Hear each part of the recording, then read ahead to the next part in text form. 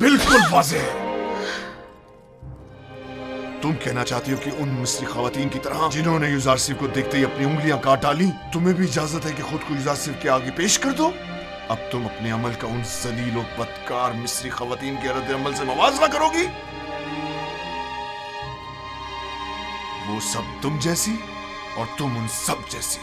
मैंने तुमसे कहा था कि उस रोज के वाक़े को भुला देना और किसी से कुछ मत कहना।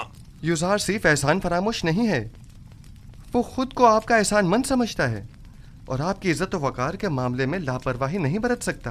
तुमने बयान किया है या नहीं? मेरी जानिब से ऐसा कुछ नहीं हुआ। तो फिर सारे शहर में ये बात कैसे फैल गई?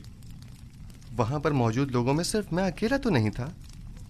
मुझे पता है कि मैं बहाने ढूंढ रहा हूं। समझ में नहीं आता तुम्हारे साथ क्या करूं।